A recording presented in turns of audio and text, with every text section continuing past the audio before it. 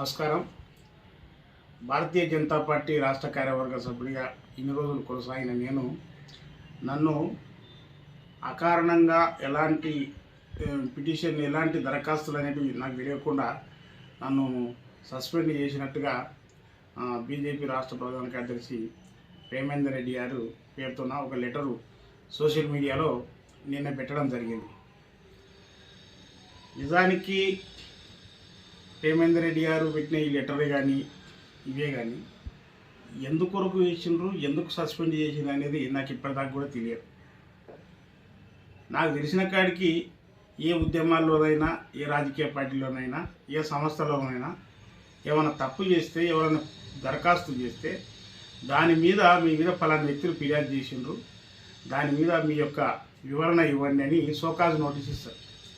కానీ ఇక్కడ దానికి టోటల్గా చాలా విరుద్ధంగా ఉంది. ఇది నాకు సస్పెండ్ చేసి వారం రోజులలో మళ్ళీ ఎక్స్ప్లెనేషన్ ఇవ్వండి అని చెప్పేసి వచ్చింది. అయితే నేను దీనేం తప్పు పట్టట్లేదు. కానీ నిజానికి నేను అచ్చంపేట నియోజకవర్గానికి ఎమ్మెల్యేగా భారతీయ జనతా పార్టీ నుంచి పోటీ చేయడానికి కృషి చేసిన నాయకులందరికీ మరియు పార్టీకి కూడా కృతజ్ఞత తెలియజేస్తున్నా. ప్రధానంగా బండి సంజయ్ అన్న గారికి నేను హృదయపూర్వకంగా ధన్యవాదాలు తెలియజేస్తున్నాను. నాకు టికెట్ ఇప్పించారు, కానీ నాకు భారతీయ జనతా పార్టీ పద్ధతులు తెలియదు. నాకు టికెట్ వచ్చిన తర్వాత నన్ను చాలామంది ఇతన్ని భారతీయ జనతా పార్టీలో నిర్వీర్యం చేయాలి, ఇతన్ని ఫెయిల్ చేయాలని చాలామంది ప్రయత్నం చేశారు. అదే రకంగా నాకు అన్ని రకాలుగా పార్టీ పరంగానే కానీ దేని పరంగానే కానీ కొంతమంది వ్యక్తులు, నేను పార్టీ అని అనట్లేదు, కొంతమంది వ్యక్తులు చాలా ఇబ్బందులకు గురి చేయడం జరిగింది. ఆ ఇబ్బందుల గురించే నేను ఒక సంక్రాంతి పండుగ రోజు ఒక వీడియోని రిలీజ్ చేయడం జరిగింది. నన్ను మోసం చేసినట్టు అయినా నేను పార్లమెంటుకు ప్రయత్నం చేస్తానని చెప్పేసి మాట్లాడడం జరిగింది.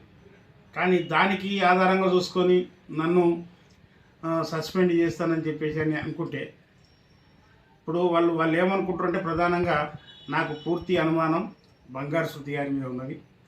ఆమె ఇక్కడ ఎంపీగా పోటీ చేస్తుంది, నాగర్ పార్లమెంట్ ఎంపీగా ప్రయత్నం చేస్తుంది. నేను కూడా ఎంపీకి లోకల్ వ్యక్తిని అని చెప్పేసి నేను టికెట్ అడుగుతున్నాను. కనుకనే నన్ను కావాలని తప్పుడు ఆరోపణలు చేసి నన్ను సస్పెండ్ చేయించిందని నేను అనుకుంటున్నా. అయితే ఈ సస్పెండ్ చేయడం వలన నేను భారతీయ జనతా పార్టీ టికెట్ను ప్రస్తుతం అడగడానికి ఇబ్బంది కలుగుతుంది.